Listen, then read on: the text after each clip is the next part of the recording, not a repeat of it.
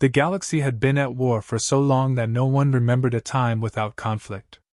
Entire generations grew up under the shadow of warships and the relentless march of soldiers. The Alliance, a coalition of advanced species, had fought tirelessly against an enemy that knew no mercy, the Zarquan. They were a race as efficient as they were terrifying, an army fueled by a doctrine of absolute domination. The Zarquan weren't just fighters, they were conquerors, an unstoppable force that viewed compromise as weakness and obliteration as the only solution. In the early days, the Alliance had tried diplomacy, but the Zarquan rejected every attempt at peace, seeing it as a pathetic show of weakness. They marched forward with ruthless efficiency, striking down anyone who opposed them. Their fleets were nearly impenetrable, their warriors highly trained and equipped with technologies that outpaced anything the Alliance had seen before. The Allied forces, despite their numbers and alliances, were pushed to the brink, resorting to desperate measures just to hold their line. Entire star systems were lost in days, sometimes hours, leaving nothing but debris and silence in the wake of the Zarquan advance. Despite their technological advancements and diverse tactics, the Alliance began to buckle under the weight of defeat after defeat. Their command centers were filled with grim, determined faces, each one marked by the same exhaustion, the same hopelessness. They had all heard the same reports: another outpost lost, another planet razed to the ground, another fleet reduced to wreckage. The Zarquan didn't stop, didn't tire, didn't negotiate. They were a machine of war, and it seemed nothing could slow them down. Across the Alliance, morale was at an all-time low. Fear became a common language among species that had never before known terror. High Command strategized endlessly, trying to devise plans, experimenting with new technologies, altering their defensive lines, but nothing worked for long. They were up against a foe that adapted, one that absorbed their strategies and turned them against them. It felt like fighting the inevitable. No matter how hard they pushed, the Zarquan only pushed harder. Rumors spread quickly. Some said that High Command had resigned themselves to eventual defeat, that they were already planning fallback strategies to ensure their species' survival beyond the war. A last-ditch effort, a way to flee the galaxy if they had to, abandoning what they could not defend. The more hopeful tried to ignore these whispers, clinging to the idea that perhaps a miracle would occur, some unforeseen force would intervene. But the veterans of the Alliance knew better. They'd seen enough battles to understand that, sometimes, miracles didn't happen. Sometimes you simply lost. Then came the unexpected news: a new ally. Most of the Alliance members dismissed it as a pointless addition, some half-formed species from a distant star system. The newcomers called themselves humans, and their arrival caused hardly a ripple among the Alliance's ranks. It wasn't that they were unwelcome, rather, they were regarded as inconsequential, a minor addition that could neither harm nor help the war effort. Humans, the others noted, came from a small world in an unremarkable star system. They had only recently developed faster-than-light travel and had no known record of interstellar warfare. Their technology, while advanced by their own standards, was modest compared to the highly developed weaponry of the Alliance. And they were few in number, barely a fraction of the force that the Zarquan wielded. The Alliance leaders, desperate though they were, saw little promise in this untested species. In whispered conversations, some of the more experienced commanders laughed, seeing humanity as an overconfident species that wouldn't last a single encounter with the Zarquan. Humanity's representatives, however, were undeterred. They were different from the other species in the Alliance, less formal, perhaps even irreverent. They introduced themselves with a bold confidence, speaking of adaptability, courage, and a refusal to yield. Their representatives were quick to assert that they didn't come as saviors or miracle workers but as partners willing to fight with everything they had. Humanity, they said, had a history of overcoming insurmountable odds. They had fought wars amongst themselves for centuries, wars that shaped their tactics, strategies, and most importantly, their unyielding determination. The Alliance, weary and cynical, listened with polite skepticism. The humans spoke of strategies that sounded unusual, even reckless. They mentioned asymmetric warfare, adaptability, and the use of unconventional tactics. War is chaos, One human officer said, his voice steady, his gaze unyielding. The trick is to make sure the chaos is always on your side. The other commanders exchanged glances, unimpressed. They were used to order, to calculated, structured battles. They had no patience for unpredictability, for methods that seemed more like desperation than strategy. To them, human tactics seemed unrefined, primitive even. But the humans didn't back down. They proposed a plan, a small-scale engagement, a test of their methods. High Command, exasperated and seeing no harm in it, allowed them to proceed, thinking perhaps this would serve as a learning experience for the newcomers, a dose of the reality that they faced. As the humans prepared for the test engagement, a mix of quiet confidence and determination marked their ranks. They brought a different kind of energy to the Alliance's war room, one that contrasted sharply with the weary resignation that had taken root among the other races. They spoke in quick, sharp sentences, moving with purpose.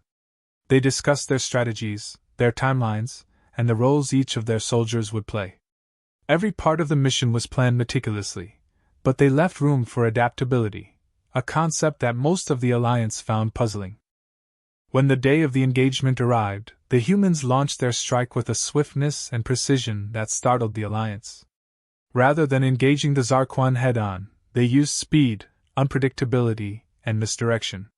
Their small, agile ships weaved through the larger Zarquan fleets, exploiting gaps and striking vulnerable points. They didn't rely on overwhelming force but on tactics that forced the Zarquan to respond, to move and reposition. As the hours passed, something extraordinary began to happen. The humans' chaotic, flexible tactics disoriented the Zarquan, forcing them into defensive positions they'd never taken before. Zarquan ships, unused to such fluid engagement, began to make errors, splitting their forces, miscommunicating, leaving themselves open. The humans capitalized on every mistake, each movement carefully calculated, each strike designed to create maximum impact with minimum resources. The Alliance commanders watched in stunned silence. They'd expected the humans to crumble, to be overpowered within minutes. But instead they saw the Zarquan scrambling, struggling to counter the humans' relentless, unpredictable approach. It was like watching a storm unleashed, one that the Zarquan had no answer for. What had started as a minor engagement quickly spiraled into a victory. In mere hours, the humans had achieved what the Alliance had failed to do for years. They had forced the Zarquan to retreat, leaving them visibly shaken. The Alliance commanders struggled to process what they'd just witnessed. The humans had entered the war, and in doing so, they had upended everything they thought they knew about battle, strategy, and the limits of possibility. As the humans returned, they were met with a stunned silence that quickly turned into a grudging respect. The Alliance had been skeptical, dismissive even, but the humans had proven themselves.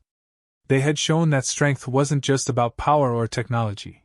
It was about adaptability, courage, and the willingness to face the impossible with everything you had. And in that moment, the Alliance began to realize that, with humanity on their side, perhaps they had a chance after all. As the dust settled from humanity's first engagement, whispers of their unusual approach spread quickly through the ranks of the Alliance. Alien commanders and soldiers alike were intrigued, baffled, and skeptical in equal measure. Humans had come into the fight with a confidence that, at first, seemed reckless but had proven to be a precision-guided form of chaos that defied conventional wisdom. While the Alliance typically preferred meticulously structured formations and carefully calculated maneuvers, humanity's methods were the exact opposite, fluid, unpredictable, and driven by a logic that seemed equal parts madness and brilliance. The human tactical team wasted no time in explaining their strategies to the Alliance's command structure. They spoke of flexibility and adaptability, concepts that the Alliance command had always viewed as weaknesses. Humanity didn't focus on rigid formations or hierarchical command chains. Instead, they placed a high value on the autonomy of smaller units, allowing them to make quick decisions on the ground.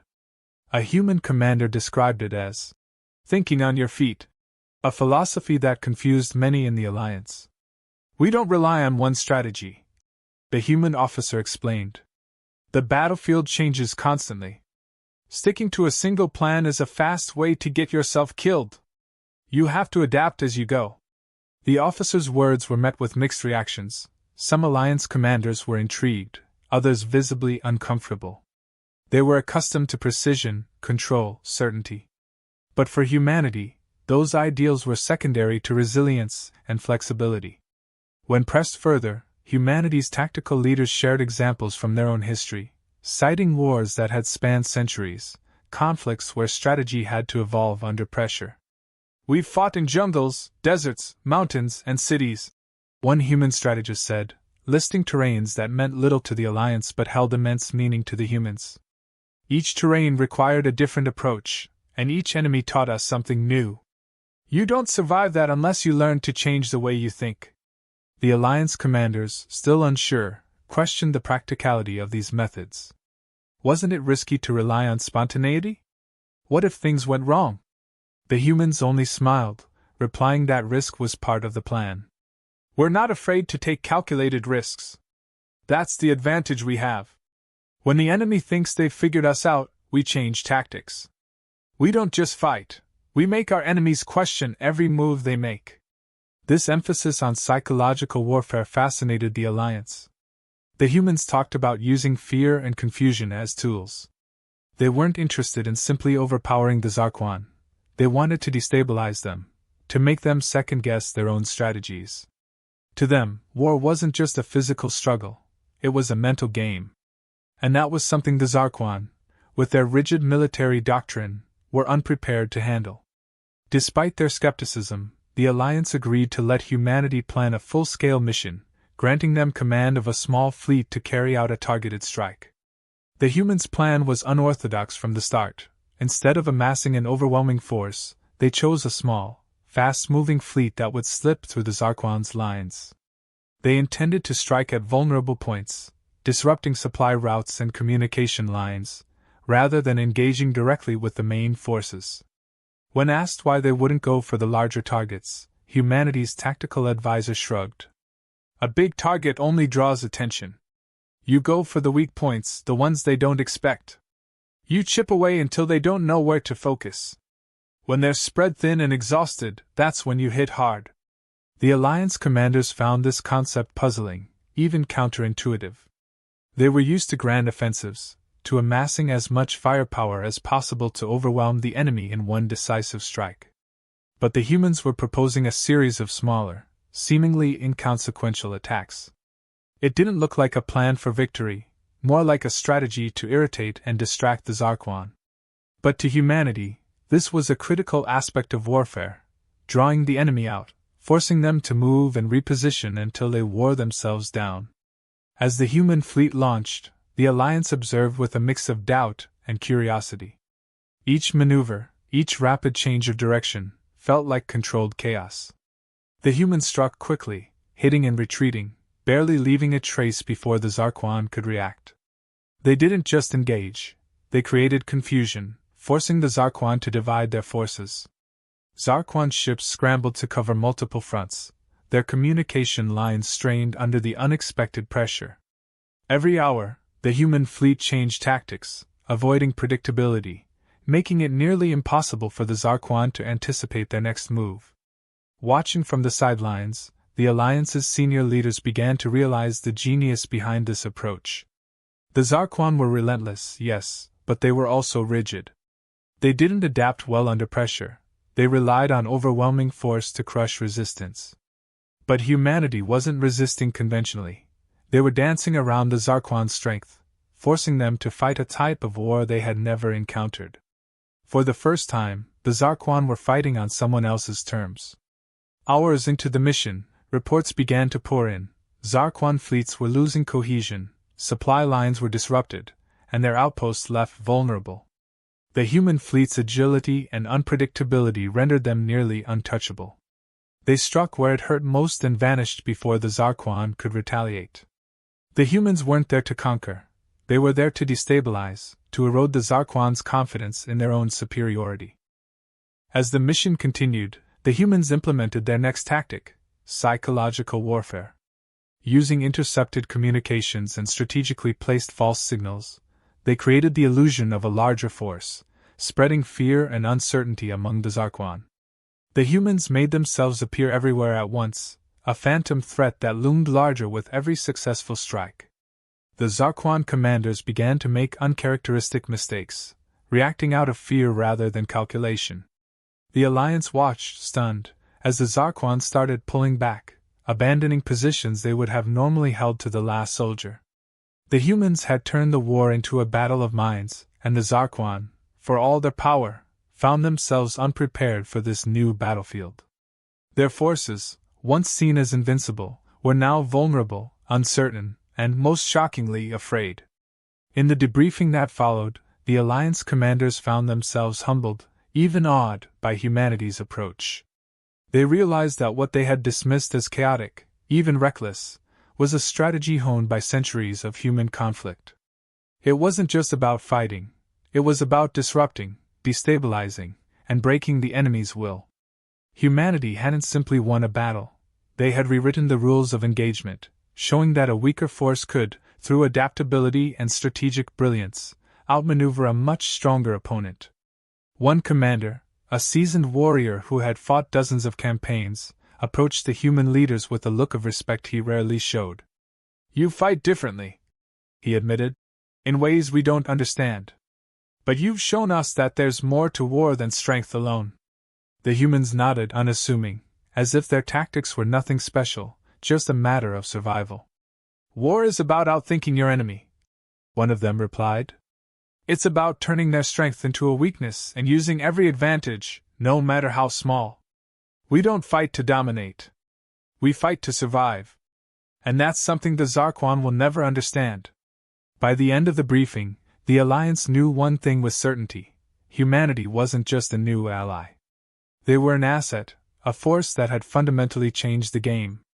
The Alliance had been granted a new tool, one that didn't rely on sheer power or numbers but on something far more profound: the willingness to adapt, to learn, and to challenge the impossible. And as humanity prepared for the next phase, the Alliance realized that, for the first time in years, they had hope. Not because they had found a savior, but because they had found a partner who could teach them a new way to fight. Humanity's unorthodox approach, their audacity and skill, had opened a door that no amount of firepower could. The operation began with a precise strike. Humanity's fleet launched from multiple points, slipping through the Zarquan lines like phantoms. Their movements were coordinated down to the second, with each small squad tasked with hitting strategic points scattered across enemy-held space. There was no single target, no apparent center of focus. To the Zarquan, it looked like chaos, a random scattering of attacks with no discernible pattern. But to the humans, it was perfectly coordinated, an intricate dance designed to destabilize and distract the enemy at every possible turn. Each human squad hit its mark with brutal efficiency, using minimal force to create maximum disruption. They didn't aim for heavily fortified bases or significant military outposts. Instead, they targeted supply depots, isolated communication stations, minor relay hubs, elements of the Zarquan infrastructure that would be overlooked in a standard campaign. These were the nodes that kept the Zarquan forces connected and supplied, and by striking here, the humans effectively began dismantling their enemy's network from the inside out. Within hours, the Zarquan were scrambling, sending reinforcements to patch the gaps humanity had opened. But each time they reached a site, the humans were gone, having already moved to their next target. It was like chasing shadows. The Zarquan would rally forces to counter one strike, only to be pulled in another direction by a new attack on a different front. They were constantly off balance, each attempt to regroup thwarted by humanity's relentless movement. Meanwhile, humanity's next tactic unfolded: misinformation. Using captured signals, they manipulated enemy communications, inserting false reports and intercepting orders. They planted whispers of a massive fleet massing on the edge of Zarquan space, convincing the enemy's high command that this string of attacks was a diversion for a much larger offensive.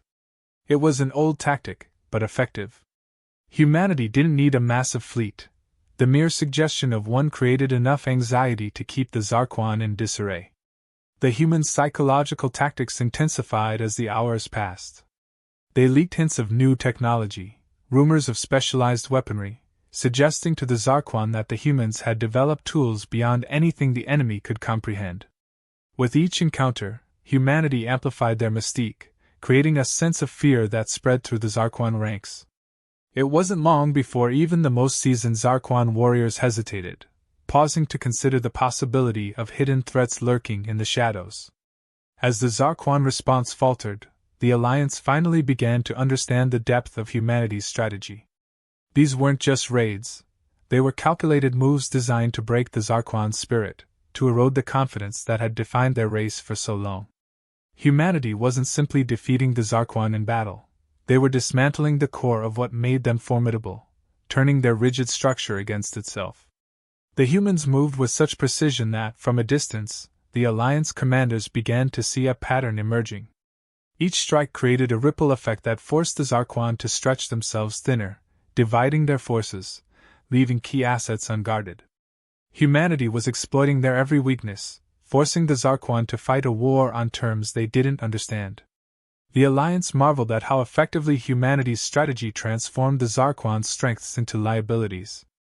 Their need for order and control, once a source of power, had become their greatest vulnerability in the face of human unpredictability. As the hours passed, the Zarquan attempted to mount a counter-offensive, rallying their fleets to cut off the human squads before they could regroup. But humanity anticipated this, adapting their plans in real time. Each squad adjusted their tactics, moving as a unit to avoid direct engagement. They had no interest in a full-scale battle. They were here to bleed the Zarquan, to stretch them until they cracked. With every failed attempt to corner the humans, the Zarquan's desperation grew. Their command channels were overwhelmed, their resources stretched, and their morale slowly eroded. And humanity pressed harder, their forces exploiting each fracture in the Zarquan defense. The humans knew that war wasn't about brute force alone. It was about endurance, outthinking the opponent, forcing them to fight a battle on terms they never prepared for. By the 5th hour, the Zarquan High Command made a critical mistake. In an effort to regroup and launch a decisive strike, they pulled back multiple fleets to centralize their defenses, believing they could counterattack once they had regained control. But this only played into humanity's hands. The Zarquan withdrawal created a vacuum, leaving numerous outposts and resources vulnerable. Humanity moved swiftly, exploiting each gap, dismantling key points along the Zarquan supply chain, effectively severing their logistics. What began as a targeted strike had evolved into a full-scale dismantling of the Zarquan war machine. Humanity had cornered them without ever forcing a head-on confrontation. The Zarquan, for all their firepower, now found themselves isolated, disconnected, and unable to respond coherently. They'd been cut off from their resources, their command chain fractured, their movements tracked and outpaced at every turn. Humanity's adaptability became their greatest strength, allowing them to shift tactics as the battle unfolded. In one moment, they would launch a coordinated strike on an isolated outpost. In the next, they would vanish, regrouping to target another vulnerable location. The Zarquan were left reacting, struggling to defend a system that no longer held together. Finally, the Zarquan High Command sent out a desperate signal, a call to regroup and defend their central strongholds. But even this played into humanity's strategy. By pulling their remaining forces inward, the Zarquan abandoned their outer defenses, leaving the Alliance forces free to advance without resistance. The humans had transformed what should have been a contained skirmish into a full-scale retreat, one that had taken the Zarquan completely by surprise. As the Alliance forces moved forward, retaking positions they hadn't occupied in years, the Zarquan could no longer maintain the illusion of strength. For the first time in the entire war, they found themselves on the defensive, struggling to protect what little ground they had left. And humanity pushed harder, determined to make this victory decisive, permanent. The Alliance commanders, watching from afar, were astonished. They had never seen a force fight like this, using every possible tactic to outmaneuver and unnerve their enemy. Humanity's approach had turned the Zarquan's own strength against them, reducing their once formidable empire to a scattered, frightened remnant. It was a level of warfare the Alliance hadn't thought possible, a brilliance that seemed to flow naturally from the humans' every move. At last, humanity's final strike came, a coordinated effort that broke through the Zarquan's last defensive lines. With their forces spread too thin, their communication compromised, and their morale shattered, the Zarquan were forced to retreat. Their commanders, once confident in their superiority, now faced the reality of defeat at the hands of a species they'd considered irrelevant. In just 5 hours, humanity had reshaped the entire conflict, bringing the war to a point the Alliance had thought impossible. They had shattered the myth of Zarquan invincibility, showing that adaptability, resilience, and intelligence could outmatch even the most feared military power. As the humans withdrew, leaving their enemy in disarray, they did so with a quiet confidence, knowing they had accomplished something extraordinary. For the Alliance, this was more than just a victory. It was a revelation, a glimpse into a new way of fighting, of thinking. Humanity had shown them that wars weren't won by brute strength alone. They were won by strategy, by outthinking the enemy, by creating the conditions where victory became inevitable. With the initial strike successful, humanity saw an opening and moved to exploit it fully. Their tactics had shattered the Zarquan's centralized structure, leaving them scrambling to reassemble any semblance of order. Now, humanity pressed its advantage, coordinating a final sequence of assaults designed to crush the Zarquan's remaining defenses. Each move was a calculated strike, a hammer driving deeper into the weakened heart of an empire that, hours earlier, had seemed unbreakable.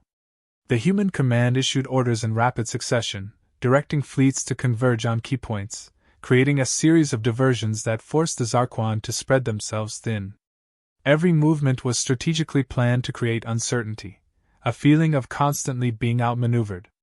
Even their own ships felt like a burden, with every new defensive line collapsing as soon as it was reinforced. The Zarquan were trapped in a state of reaction, unable to form a counter-strategy or anticipate where the next strike might fall.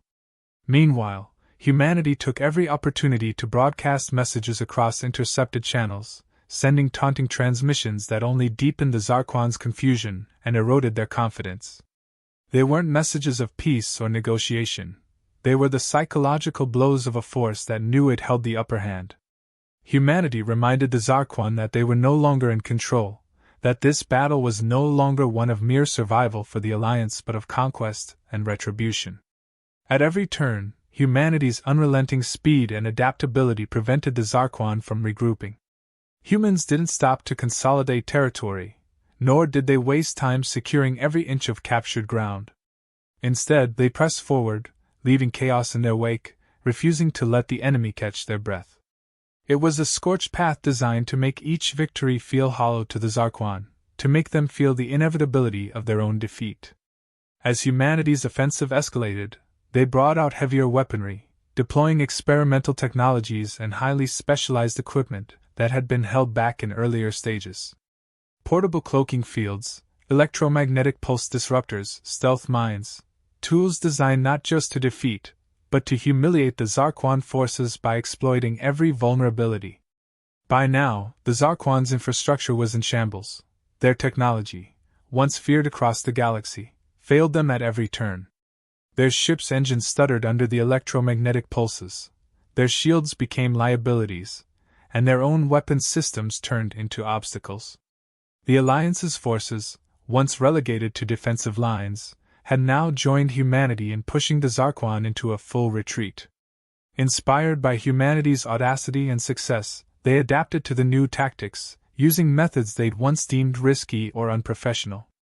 It was as if a spark of human resilience had ignited something within them, unleashing a creativity and ferocity that had long been stifled by tradition. What had once been a coalition of cautious, defensive fighters had transformed into an army of warriors eager to reclaim what had been lost. As the final stages of the battle unfolded, humanity and the Alliance worked in seamless coordination, striking at targets with the force and precision of a well-honed blade. Every assault was a blow to the Zarquan's morale, each successful strike driving them further back, forcing them to abandon one stronghold after another. The Zarquan had been forced into a defensive position from which there was no escape, their last bastions falling one by one under the relentless onslaught. In a desperate attempt to salvage their position, the Zarquan High Command gathered their remaining elite forces, throwing them into a defensive ring around their most critical strongholds. But by then, humanity had anticipated this final gambit. The human fleet used targeted strikes and diversionary tactics to force cracks in the Zarquan's formation, dispersing their elite forces until they were no longer an organized defense but a collection of isolated, vulnerable units. It was over in mere hours. The Zarquan, stripped of their advantage, now looked like a shadow of the force they had once been. Their remaining forces attempted a hasty retreat, but even this was thwarted. Humanity had anticipated every contingency, every avenue of escape, surrounding the last of the Zarquan ships in a trap that left no room for retreat. The humans had used their agility and unpredictability to carve the Zarquan into isolated pockets, cutting them off from any hope of regrouping. The Alliance forces, emboldened by humanity's example, closed in with a ferocity the Zarquan had never expected from their once timid allies. The fight became a one-sided rout, with humanity leading the charge, striking without hesitation. The Zarquan's legendary resilience crumbled before the Alliance's newfound strength and humanity's relentless strategy. In that final hour, the Zarquan knew fear, true fear, for the first time. By the fifth hour, the victory was all but sealed. Humanity's forces withdrew, leaving the Alliance to secure the remnants of the Zarquan's devastated fleet. The once feared empire, reduced to a collection of scattered and defeated forces, had no choice but to surrender. The Alliance leaders, stunned, gathered to survey the scene of their victory, still grappling with the reality that a war they had thought unwinnable was over. The human commanders were matter-of-fact as they debriefed the Alliance on the mission's success. To them, it wasn't about glory or accolades. It was simply a job completed, a victory achieved through strategy and execution. They explained the tactics that had led to the victory, detailing each maneuver, each diversion, every small action that had worn down the Zarquan. The Alliance leaders listened in awe, understanding that what they had just witnessed was more than a military triumph. It was a new way of thinking, a way to see past fear and embrace the power of resilience, of adaptability. The victory had been swift, brutal, and unyielding, an approach that the Alliance had never before considered possible. Humanity's strength didn't lie in overwhelming numbers or superior technology. It was in their ability to adapt, to exploit weaknesses, to see opportunities where others saw obstacles. It was a revelation, a testament to the power of a mindset that could overcome even the most formidable of enemies. As the remnants of the Zarquan surrendered, the Alliance leaders turned to humanity with a newfound respect. They saw the humans not as newcomers, not as brash upstarts, but as allies who had brought them back from the brink. Humanity had transformed a losing battle into a decisive victory, teaching the Alliance that there was more to strength than raw power. It was about resilience, strategy, and the courage to change when change was the only option. In the aftermath, the Alliance began to restructure its forces, incorporating the lessons learned from humanity's example. Their military doctrines shifted, adopting elements of flexibility and adaptability that they had once dismissed as unorthodox. Humanity had left its mark on the Alliance, reshaping a centuries-old tradition of warfare with a single battle. They had proven that courage was not in holding the line but in breaking it, in finding ways to win when all seemed lost. As they returned home, humanity left a legacy within the Alliance. They had shown that even the greatest challenges could be overcome by those willing to adapt, to evolve, to fight with everything they had. It was a victory that would be remembered not just for its speed but for its meaning, a lesson etched into the history of the galaxy. The Zarquan, once the most feared force in the galaxy, had been defeated, not by power alone but by a force that refused to accept defeat. In the aftermath of the battle, the Alliance gathered in somber silence, reflecting on the events that had unfolded so swiftly. Leaders from countless worlds, each seasoned by decades of war, tried to comprehend what humanity had achieved in only 5 hours. A war that had seemed endless, a nightmare that had claimed billions of lives, was over. And humanity, the newcomers, had rewritten everything they thought they knew about warfare and resilience. Humanity's commanders took the time to explain their tactics and approaches in detail, sharing what they considered to be nothing more than practical survival skills. They described the use of misinformation, rapid deployment, psychological warfare, and their approach to targeting enemy vulnerabilities rather than engaging head-on. The Alliance leaders listened intently, struck by the clarity and simplicity of humanity's approach. It was a blueprint they could have never devised on their own, part art, part science, and all honed from centuries of conflict and survival. What they had once dismissed as unconventional had now been proven as the path to victory. As the debriefing continued, it became clear that humanity's real strength lay not in their technology or numbers but in their mindset. Humanity had shown the Alliance that adaptability and innovation could stand against brute force and domination. Humanity's emphasis on flexibility, their willingness to take risks, and their acceptance of failure as part of learning had created a new standard. War was not simply about power, it was about understanding and exploiting the weaknesses of an opponent, finding ways to force them into decisions they weren't prepared to make. Alliance leaders left that meeting with a newfound respect for their human allies, but also with a sense of humility. For years, they had dismissed humanity as a minor addition, too raw and inexperienced to contribute meaningfully to the war effort. They now realized that humanity's experience with constant change and struggle had prepared them in ways that their advanced technology and tactical training could not. Humanity had brought something new to the galaxy, something that could not be measured by power alone: the courage to adapt, the strength to endure, and the willingness to defy convention. As word of the victory spread, humanity became a beacon of hope throughout the Alliance.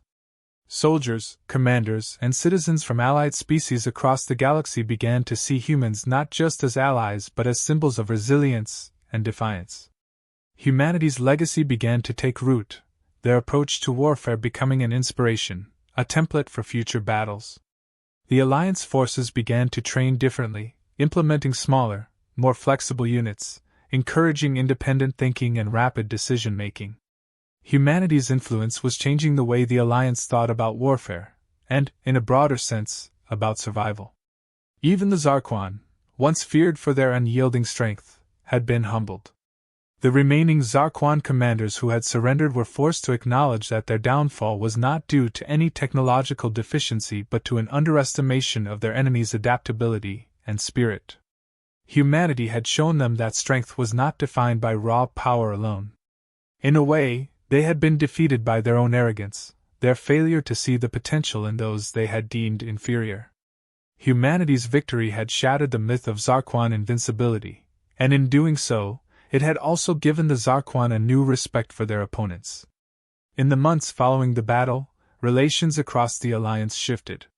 Humanity, once regarded with skepticism, now held a place of honor and respect among the allied races.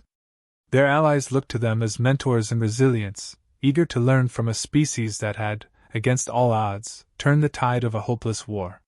Humanity's influence extended beyond tactics. Their spirit of cooperation, ingenuity, and the value they placed on learning from failure began to permeate the Alliance's culture. It was no longer just a coalition of species.